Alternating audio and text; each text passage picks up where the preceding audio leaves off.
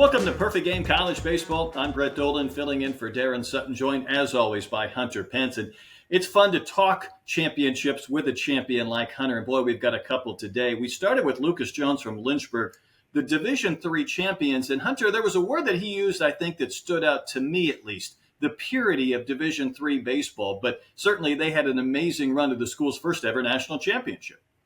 Absolutely, Brett. I mean, this is the most amazing time in baseball. Excellence personified. These are the best in the world at their craft. And Lucas Jones and Lynchburg, what they were able to accomplish without the best offense, but they pitched and they played defense and they are champions. And I think it's just an amazing time to learn from the greatest in their field today. What an opportunity to talk with him today.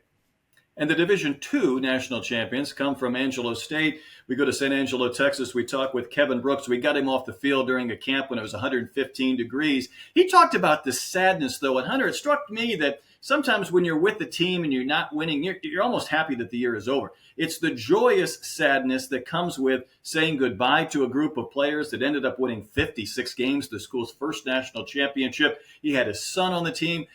They have tremendous fan support in Texas. But what a wild and magic carpet ride it was for that team. Well, just a couple weeks removed from having him on the show, rank one going into the regional. And what an amazing conversation and an amazing organization.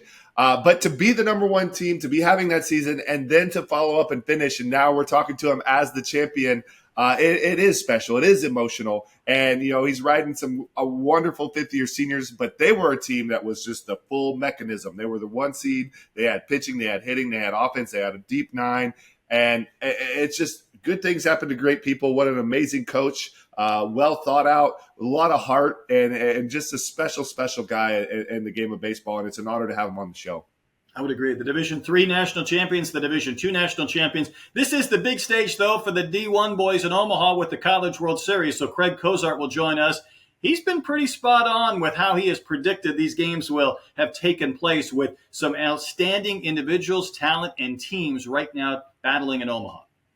Absolutely. I mean, it's always great having Cozy. He's been just killing the NCAA game, telling us exactly how it is. Florida and Wake Forest sitting atop their brackets, respectively.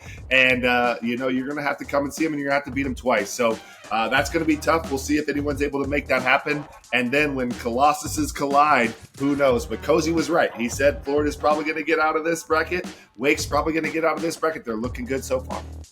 Indeed. Lucas Jones coming up next. His team won the championship in Cedar Rapids, Iowa. The D3 ranks the Lynchburg University Hornets. That's next right here on Perfect Game College Baseball.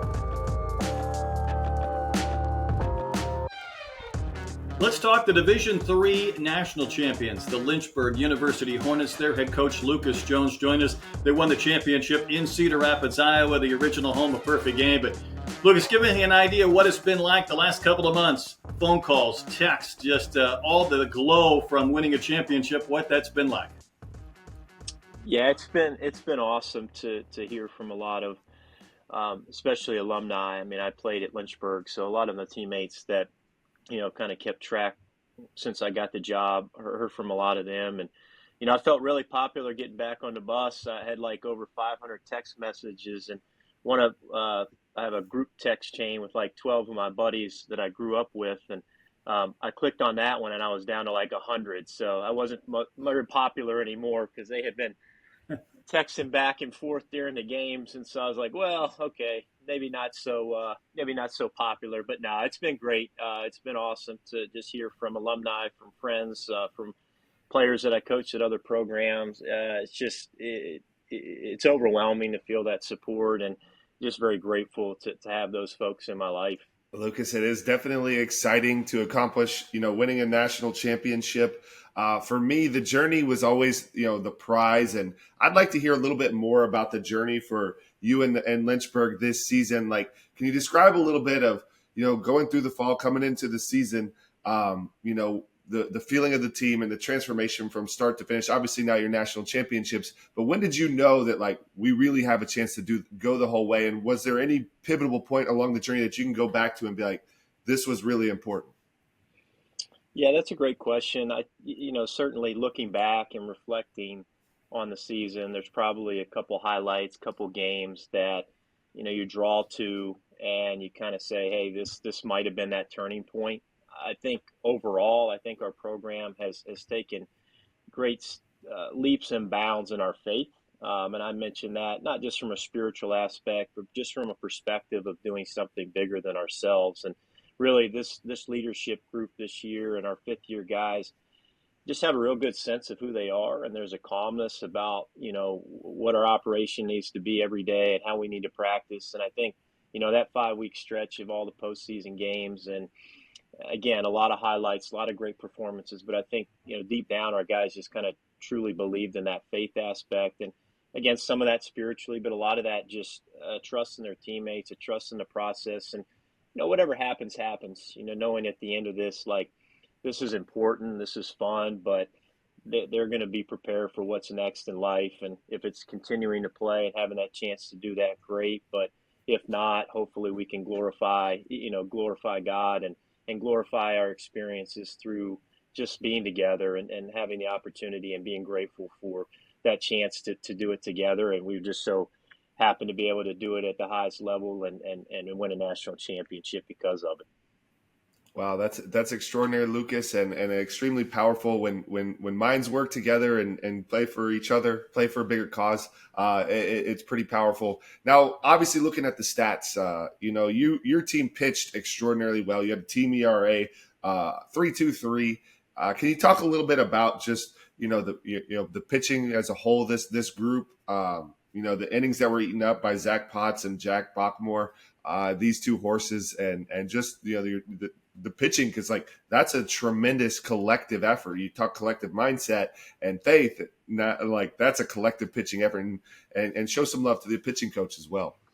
Yeah, like you said, they're horses, so you first got to give the credit to the guys and their development, but it starts with Bees, our pitching coach and associate head coach, and then Mike Solbach. We're blessed to have him on staff as well, that pitched 9 years in pro ball and the Yankees and Rockies organization, and was a Division I pitcher at Liberty University right down the road. So between those two guys, at any level, Division I, II, or III, you're not going to have quite the set eyes that you have when you come to Lynchburg, and especially being a pitcher. And there's a reason why. They believe in that process. They believe in those two guys. And I mean, you mentioned Zach Potts and Jack Bachmore. I mean, both those guys are true seniors, right? They've been pitching since they were freshmen, and their freshman year got stalled because of COVID. But when they came out of that, I mean, they've pitched every day since in big moments. And as the evolution of our program has gone, we've benefited from a lot of those innings and a lot of that experience. Brandon Pond is another one, Wes Arrington.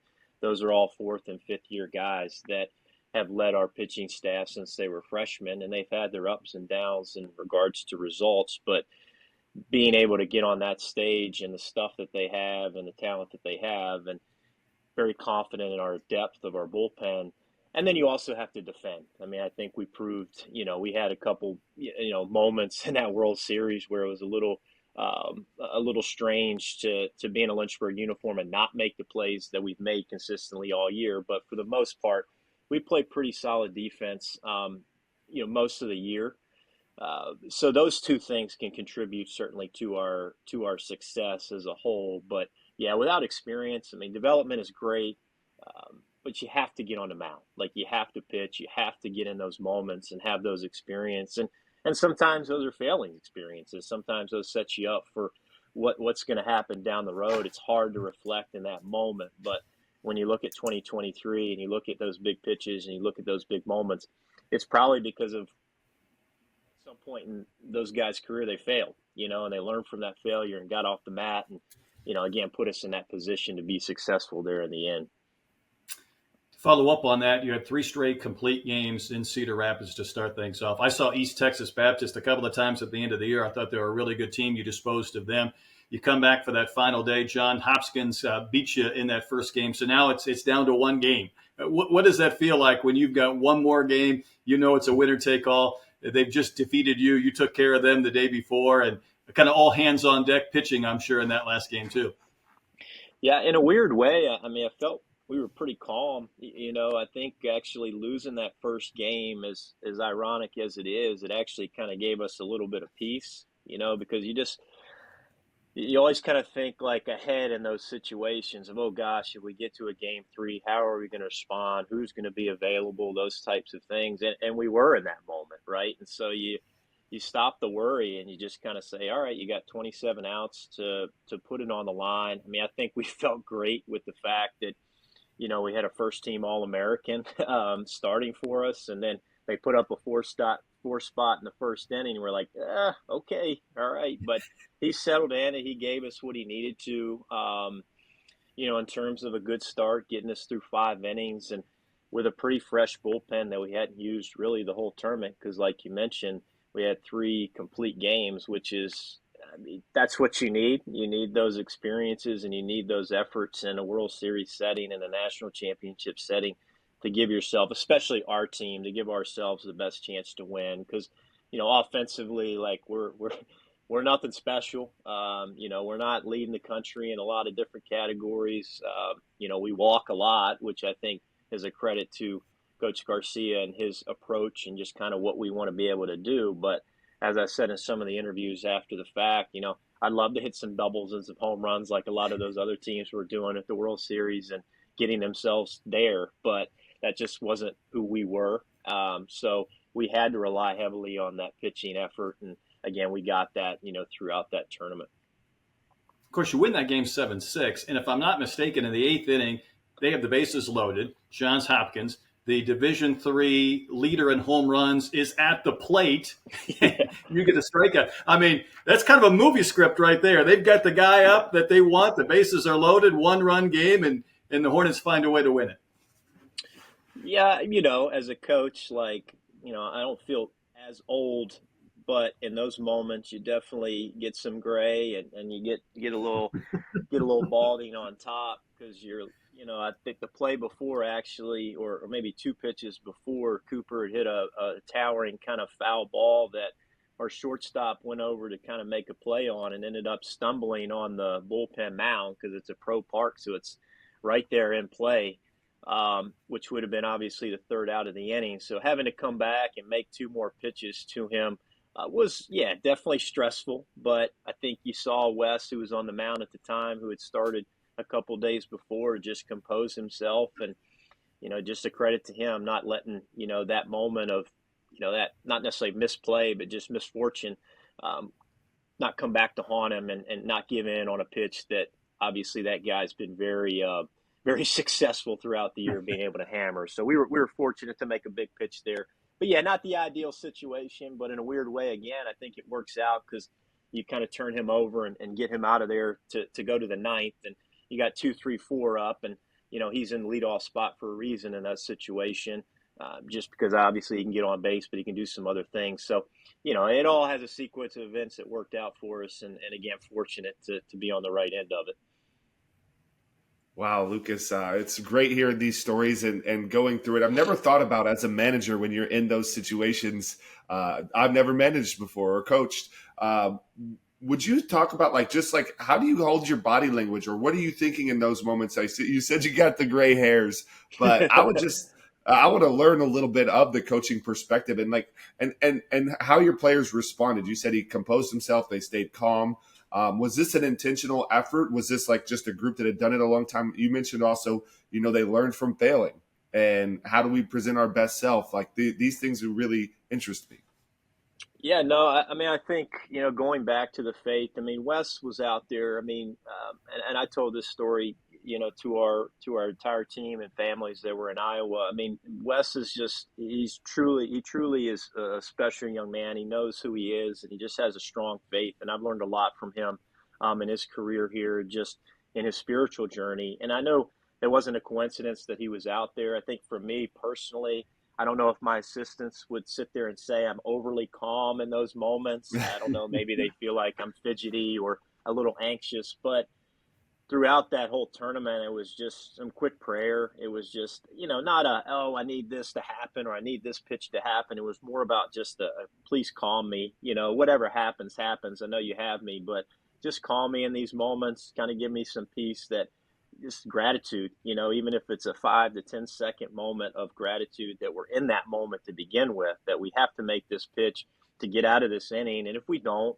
that's okay too, right? We'll have to deal with it and we'll have to handle that. But it worked out, right? And so sometimes it does, sometimes it doesn't. But I think if you can kind of have that sense of purpose, you can have that sense of calm.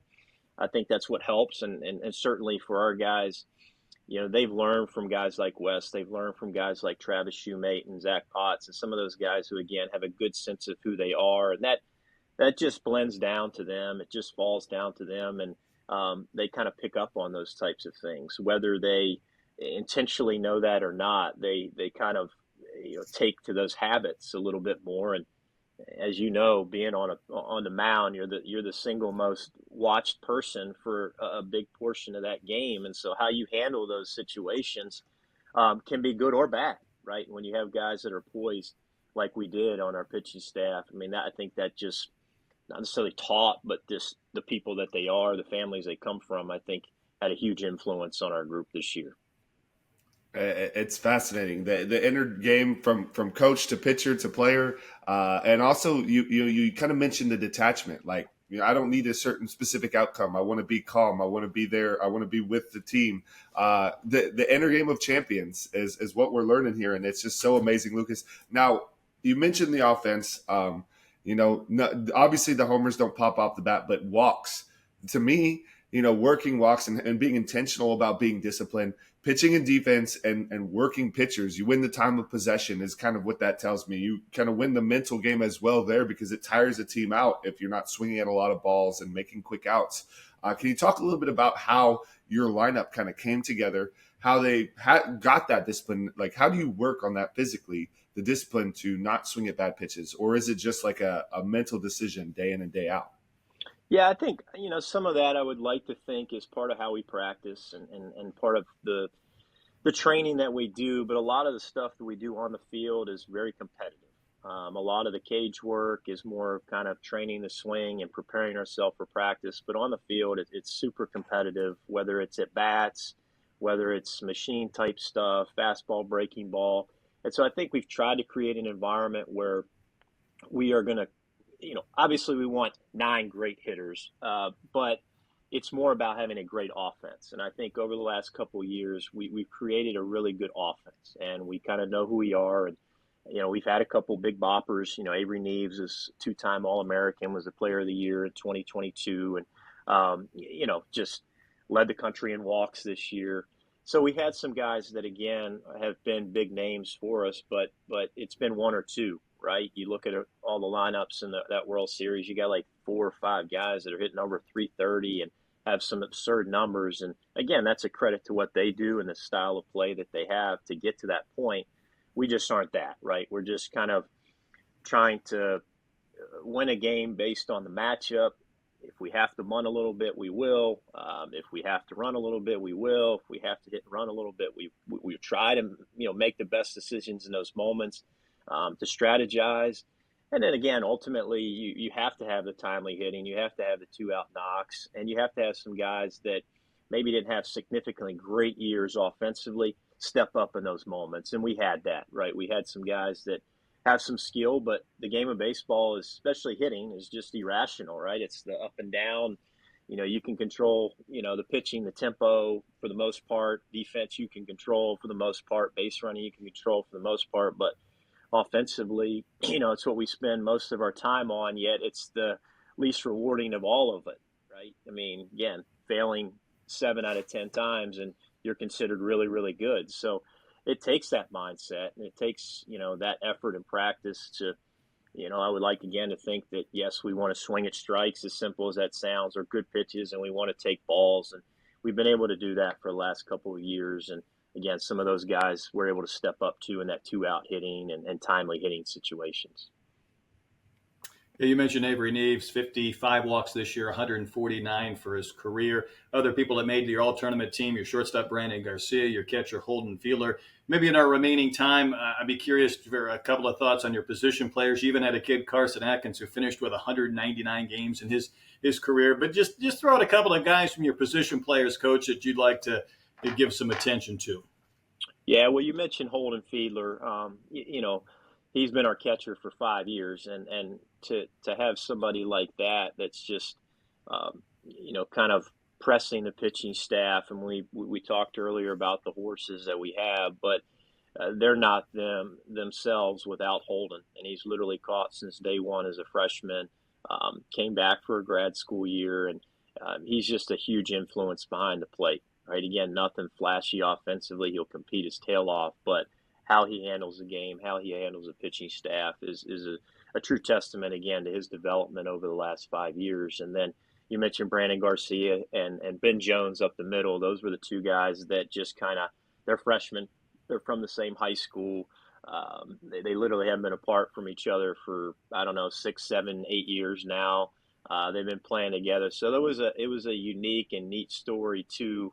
But those guys made us go. Holy cow, they were super talented. Brandon started from day one, had a little injury there at the beginning of the year that cost him some games, but he's been our shortstop since day one. And then Ben kind of got into the lineup about 10 to 12 games in and just kind of took off from there. I think he had a 2 home run game, and I'm like, well, I'm the guy who sat him for 10 games and the dummy here, but now it's time for him to go. And I think he finished with 10 or 11 home runs, 10 home runs maybe. Had a huge home run in Game 3 of the national championship that got us back to 4-4. So those two guys made us go. And then you mentioned Atkins there to finish. I mean, yeah, he's played center field since he was a freshman as well. And he's in there for his defense. He controls the outfield and gives you another steady hand out there. And he'll compete for his at-bats, kind of a streaky type of kid. But ultimately, he's in there again to handle the defense and control that outfield for us. Lynchburg University, they were the first Division III school from Virginia to win a national championship in baseball for Lucas Jones. His 6th season, but his alma mater. So they got to ring the victory bell. They got to bring the championship home from Cedar Rapids. Coach, congratulations again on all your success this year. Thanks for spending some time with us, and we'll look forward to kind of following your program going forward because it seems like you built something special. Well, thank you all. Appreciate the time and just the, just watching from y'all's view and really appreciate the time of just, paying attention to Lynchburg and Division III baseball in general. When you see all these things happening around college baseball, there's some purity about our level, that doesn't maybe get entangled with the portal and all the scholarship things and NIL stuff. And as positive as maybe some of those things are, Division III baseball is pretty pure. And so we appreciate your coverage and thanks for the time to be able to speak on our group this year and our university. Well said. Great way to wrap. There he goes, Lucas Jones from Lynchburg. We'll come back with more of Perfect Game College Baseball right after this.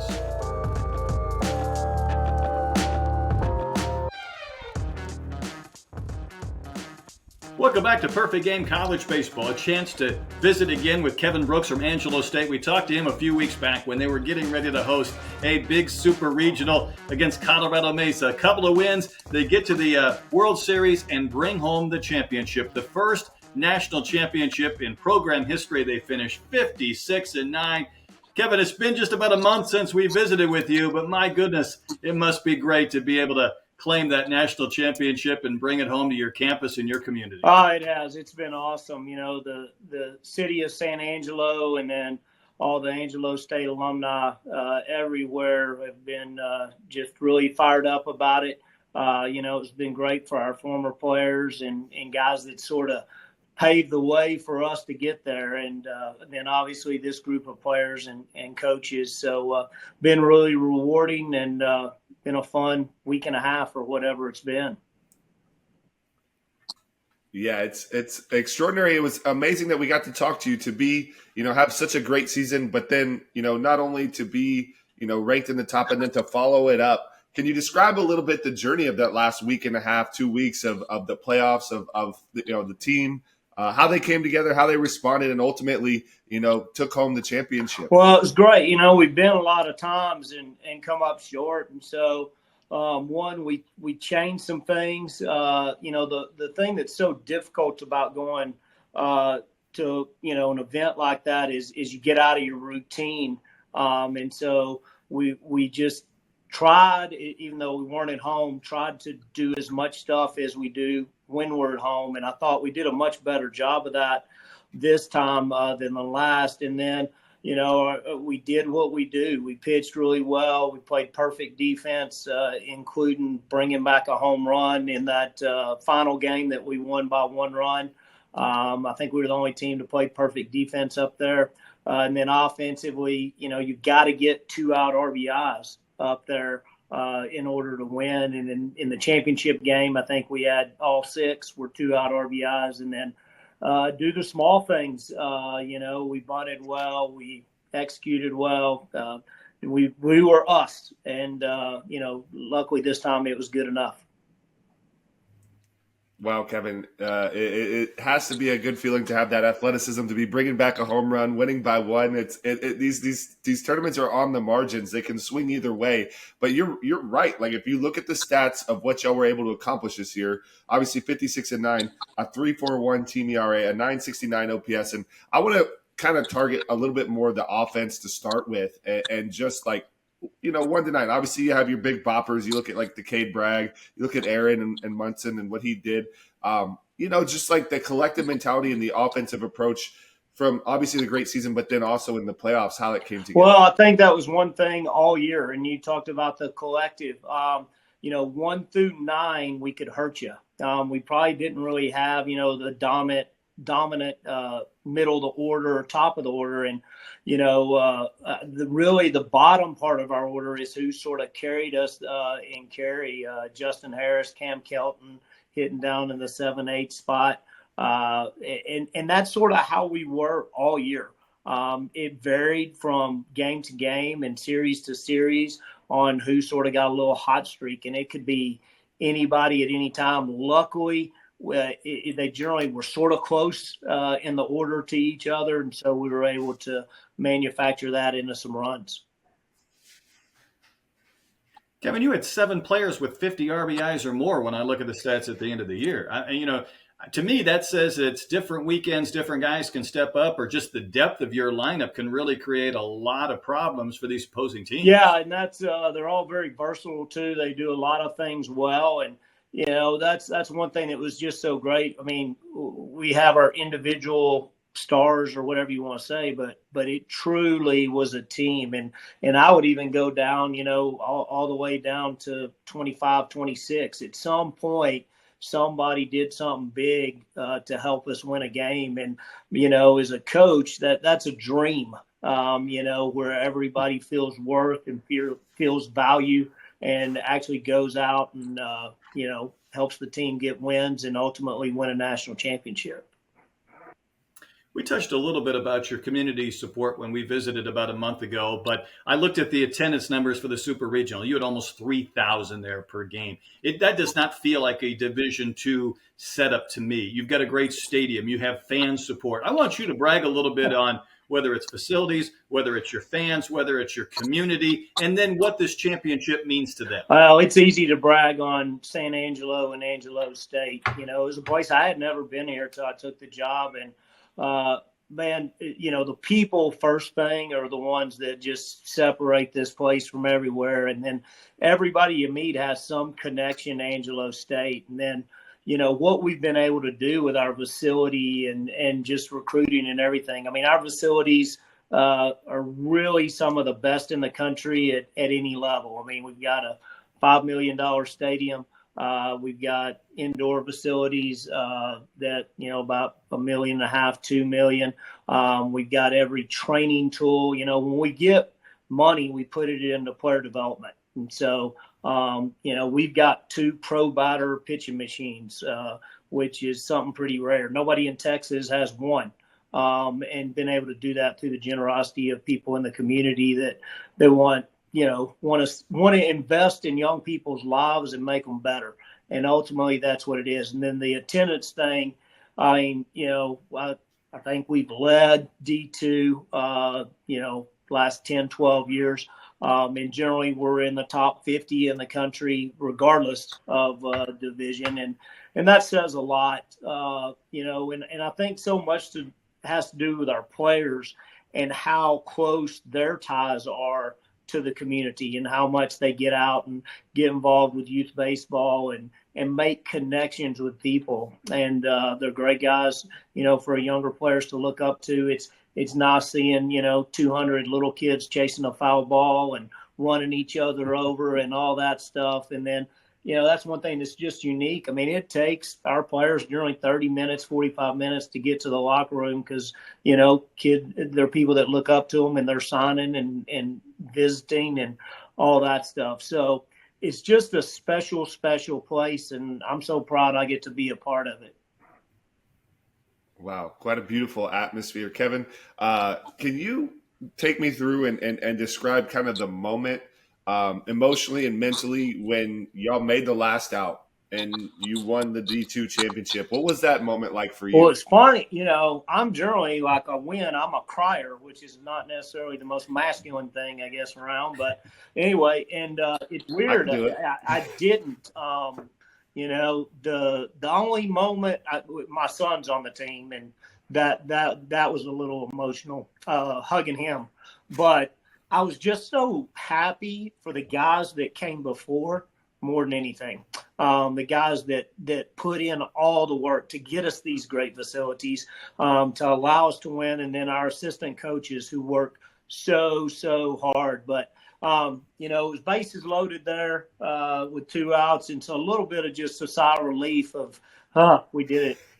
But we've been going since we got back, and I would say Saturday I finally had sort of a day where I didn't have a lot going, and looking back and just going, hey, we did it. So was pretty happy.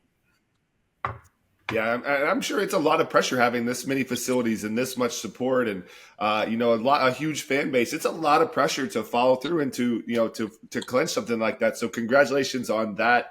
Doing it with your son is even more special. You mentioned something to me that seems pretty wild as you went to the tournament, you tried to create the same kind of practice and lead up to the games that you had. When you have these 2 machines at home, how were you able to make that happen for your kids, for your guys? Yeah, so that's the one thing. Well, one, we brought our hack attack with us on the plane this time, and we hadn't done that, and I think that helped. The USA Baseball National Training Facility is unbelievable, but sometimes we can't do some of the things we do at home. So Duke University was kind enough to let us go over there and practice, and so we were able to just do more what our daily routine is, going off site, some of those things. And then, you want players to be able to enjoy it. And, so we made sure every evening, about 9:30 got together as a team, just went over, our opponent for the next day and that stuff, and just sort of got them refocused. And I thought that worked wonders as well. Like I say, so just, it's tough to make that normal, right? You got so many different things pulling at you. But I thought we did a much better job of that this year. And ultimately, I don't know if that was one of the reasons we won or not. But if we get the opportunity to get back, we'll probably go with the same game plan. I am a sucker for fathers and sons and stories. So, Coach, I appreciate you sharing that with us. Son Cannon on the team. He only got 10 at-bats. Mom's on the phone. Mom wants to have a word about playing time. He's got to get better. He knows that. He works his tail off. And, unfortunately, he's got my genes, and that doesn't help. But, he's a great teammate. And just like I say, he was very excited. Final thought then, you have to say goodbye to a few people that were part of this program and this team. Is that where some of the emotions come into when a guy's been able to be with you throughout his career and this is the culmination of his journey? And it's a great way to go out, 56 wins at a national championship, but it's just part of that natural churn that is college athletics. Yeah, and that was actually, we got back to the hotel after the celebration and sort of got together and met. And then I was going to say that's when I cried too, because not getting to see some of these seniors, that feel like I've been with forever on a daily basis is sad. It's a sad thing for me because they've enriched my life so much and then the people around them. But also very excited for the next step in their journeys and just seeing, they're going to do great and awesome things. and I can't wait to see what those are. It's just, not going to talk every day. It'll be, once a week, once a month, whatever. But no, they'll be a part of my life. I'll be a part of theirs for the rest of their lives. But a little selfish on my part, not being able to spend time with them every day. I think that's a great way to wrap. I think a championship sometimes brings sadness because you hate that they end. It's when you have the bad team, that season can kind of move on. Championships with joy also come with sadness, and I think that was explained perfectly. Kevin, congratulations on everything. You've got a great program, obviously a great year, and now you're a national champion, and thanks for spending some time with us. Oh, thank you all so much for having me. It's an honor. That's Kevin Brooks from Angelo State, a Division II national champion. Hunter and I will come right back with more of Perfect Game College Baseball in a moment.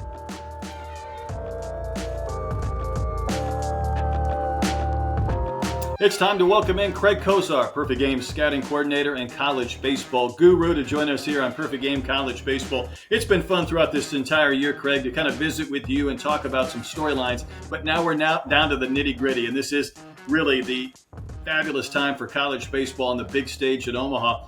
But I'm curious, maybe if it feels like to you that this year we've seen these tremendous stars, whether it's Paul Skeens, whether you throw in a Dylan Cruz or a Tommy Tanks or any of the pitchers for Wake Forest, if we're seeing not only great teams, but we're seeing great players in our game on the biggest stage. Oh, I think you're absolutely right. This year seems like more than ever, as you've kind of touched on, that the superstars in our game have delivered their clubs to the mecca of college baseball in Omaha. And, they're performing at a high level once they're out there. So that's what's been fun to watch, and to see those guys, deliver a program that obviously believed in them and they've excelled in to an opportunity to win a national championship. Yeah, Cozy, it is an exceptionally talented field in college baseball today. And you know what else is exceptional is the scouting department and the ranking system, because it just keeps being right on. Right now, Wake Forest and Florida, the 1 and 2 seeds, still live, hadn't lost a game. And you mentioned it, they're ranked at the top. You're like, they're going to follow through. Can you talk a little bit? And I want to preface a little bit more, because we've done a little bit on Wake Forest, Florida, and what they've been able to accomplish, the superstars there and the powerhouse within Florida. Yeah, Sully's got those guys playing great. Obviously, you look at what Waldrop's done in the last 2 outings in the Super Regional and in the Regional. He's absolutely special and been dominant. You add him with Brandon Sproat, and then they got Caglione waiting. The bullpen has been outstanding. Neely is really, really good, and we'll talk about that a little bit. Neely got pulled out of the game a little early the other day with a mistake, right? But anyway, they had a freshman, Fisher, walk up and enter a bases-loaded situation where he hadn't even warmed up. And had to come into the game and got the job done. So, Florida's really dangerous. They're special. Wyatt Langford hit a ball 456 feet, an exit velocity of 112 to give them the lead. So, they've got all their guys clicking on all cylinders. Florida's definitely dangerous, and Wake Forest has played 2 tight games. So they've proven that they can win the defensive struggles, and they've proven they can win the slugfest. So, Hunter, let's talk about that real quick. 6 of the 8 games so far have been decided by 1 run, okay? The other 2 were decided by 2 and 3 runs. So what a field, huh? No margin for error whatsoever. Yeah, it's been clean baseball for the most part. It's been really, really good and exciting games. A lot of emotional baseball. And honestly, like when we were looking at you put in the 8 and all the teams, we know how great they are. They're delivering. And I guess I want to show a little bit of love to the 2 and Q, Stanford and Virginia, rest in peace on the season, but a great season. Let's talk a little bit about, just from your point of view, what their season and a wrap. Well, what Dave Esker has done there at Stanford is amazing. Watching Stanford in the regional and in the super regional, they were really flirting with disaster the entire time. They really were. They weren't playing their best baseball. They were walking too many guys, leaving runners on base. They had to constantly make these miraculous comebacks, and then they got, the gift from the gods up in the sky and the lost pop-up to, send them to Omaha. So, they just weren't playing their best brand of baseball, and that caught up with them here in the World Series. Now, with Coach O'Connor and crew over in Charlottesville, they would never say this, but I would say they overachieved, quite honestly. Now they have their power, their stars in Kyle Teal, but their pitching staff, they really, really excelled beyond just pure stuff. Because if you looked at just the raw analytics of their pitching, nothing really jumps out at you. They all had, marginal fastballs when we're comparing it to what we've seen in the College World Series already. We've already seen 3 pitchers throw fastballs 101 plus miles per hour, 3 different guys. Virginia navigated the season with upper 80s, guys that could touch 91 or 92. So it's a credit to them and their staff and what they're capable of doing. They play blue collar baseball. They don't make mistakes. You have to beat them. And that's what happened in Omaha. Greg, I want to switch gears with you a little bit. I think when you get this deep in any tournament, whether it's college baseball to the World Series, whether we're talking about college basketball, it feels like fans want 2 things. They like the big stars and the big teams to be on the big stage, and they also like a little bit of a Cinderella story. College baseball this year had Oral Roberts not just getting to the World Series, winning a game. Southern Miss was so close to getting to the College World Series. Who knows if Indiana State gets to host a super regional rather than going to Lupton and Fort Worth, whether they might have had a shot. College baseball's never been this old. Will we continue to see programs kind of at this mid-major level have a chance to get to Omaha or maybe see a team or 2 every year? Well, that's the part of the transfer portal that people don't talk about, is that there are some blue chip type of prospects that may go from a Power 5 program to a quality mid-major. So that doesn't need to be overlooked. Everybody's always looking at the fact that they feel like the Power 5s are using mid-majors as their development programs, then they go pick those guys off. But you look at what Oral Roberts did, it's a pretty amazing run. I think we're going to continue to see that. There's programs across the nation. Obviously, East Carolina has been knocking on the door for years to try to get to Omaha. Campbell is trending in that direction. Southern Miss has been there. I thought they might make it again this year. So, yeah, you're going to continue to see this. Cal State Fullerton is trending in the right direction. Obviously they were a long ways away this year, but that program's moving in the right direction. So really cool to see Oral Roberts. They beat TCU. Blaze Brothers I think he was hitting in the 7 or 8 hole with the 3-run home run.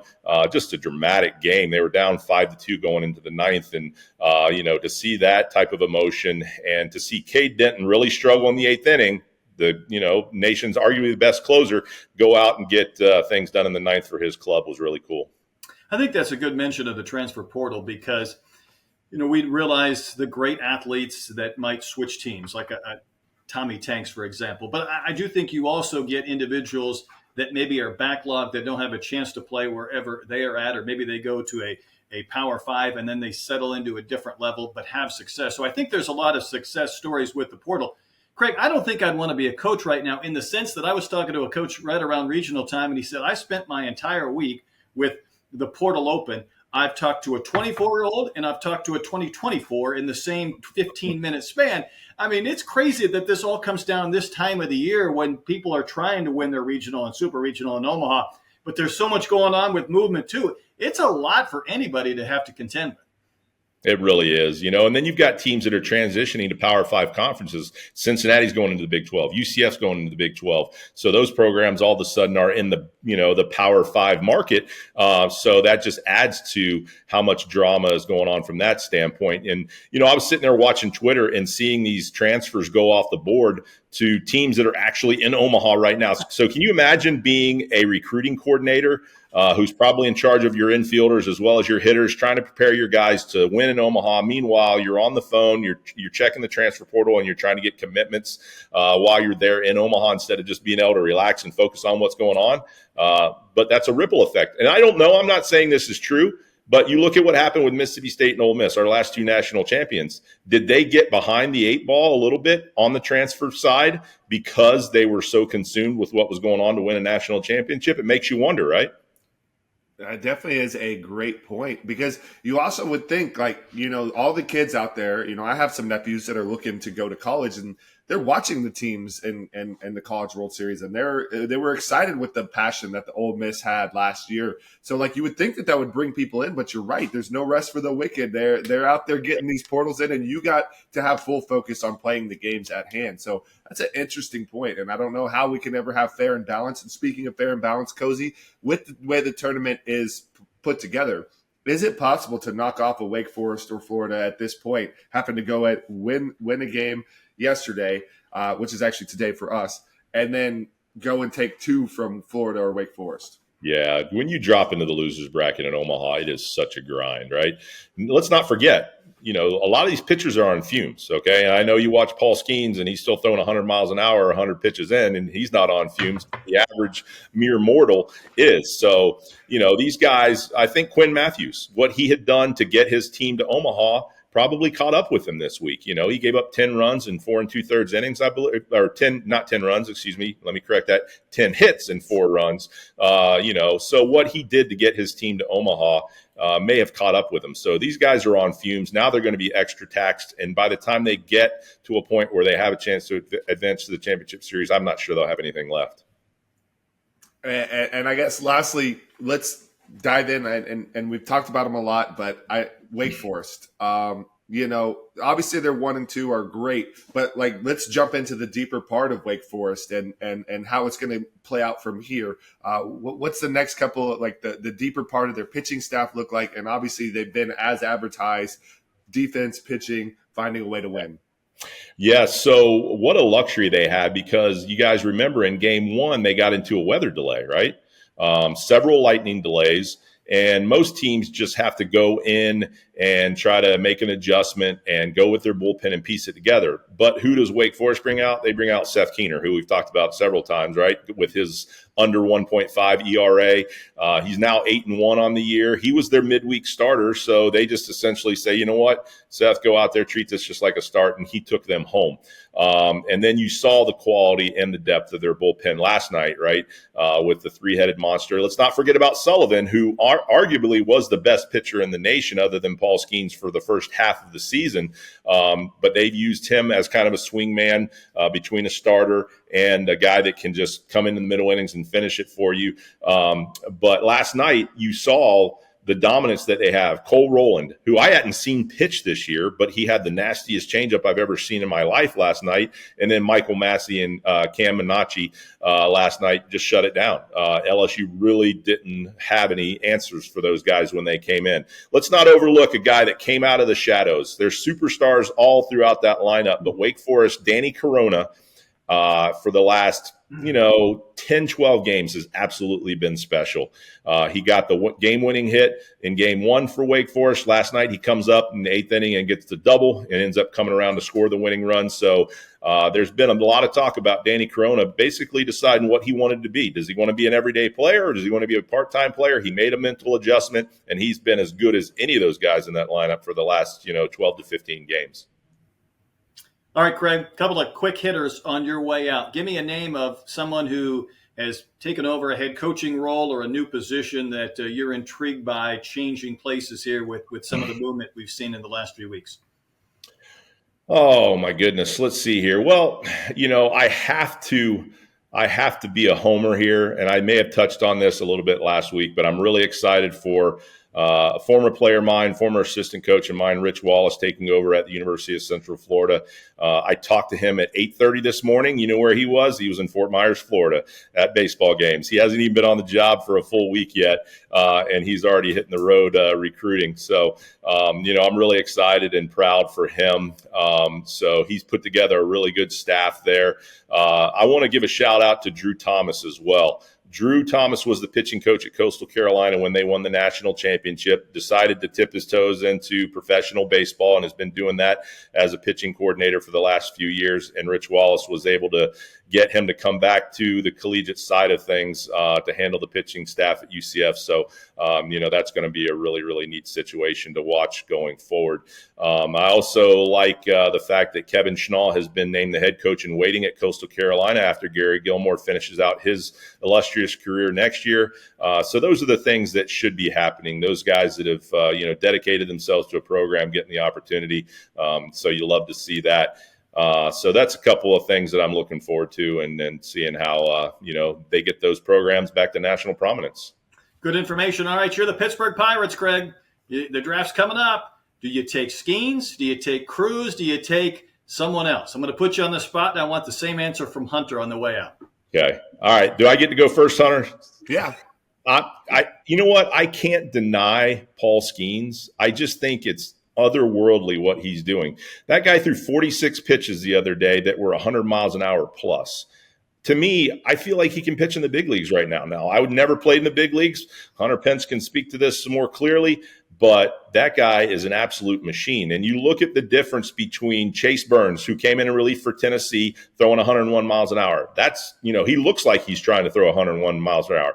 Paul Skeens looks like he's on the front porch in a swing, just having a iced tea on a Sunday afternoon and rolling out there throwing 100 miles an hour like it's nothing. So I don't know. I can't deny that guy. He's a physical beast. He looks like, to me, he is big league ready.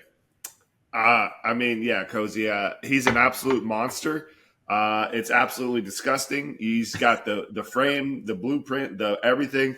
To me, you're looking at like one of the most elite talents in the mound we've seen in forever. And, we just talked to the Division III National Championship, Lynchburg. We just talked to, Kevin Brooks at Angelo State. And Division III won on purely pitching. They didn't have the best offense. They hit 294s, which is great. But when you want to win World Series, you bring into your organization this type of pitcher. It changes everything. You looked at what Strasburg did. The Nationals got Strasburg and Harper, and they won that World Series off of Strasburg and Scherzer, and their whole stadium filled up. They found out they had a fan base because of Strasburg. You get Paul Skeens, and I don't care who they were facing. LSU game one, you're like, they're winning on Skeens. This is a Hall of Famer in college right now if he stays healthy. Yeah. There's no doubt. This is one of the best pitchers I've seen in college baseball ever. I like the conversation. If this was a jury, I'd have to pick Skeens. If it was The Price is Right, I'd have to go Dylan Cruz just to offset you two. But, gentlemen, this was a great conversation. This is why we enjoy talking baseball. Craig, thank you. Hunter as well. It was great working with you today. Appreciate it, guys. Enjoyed it. Our guests as well, Kevin Brooks, Angelo State, the Division II National Champions from San Angelo, and Lucas Jones from Lynchburg University, both schools winning their first ever national championships. That'll do it. I'm Brett Dolan, filling in for Darren Sutton. Thanks for joining us right here on Perfect Game College Baseball.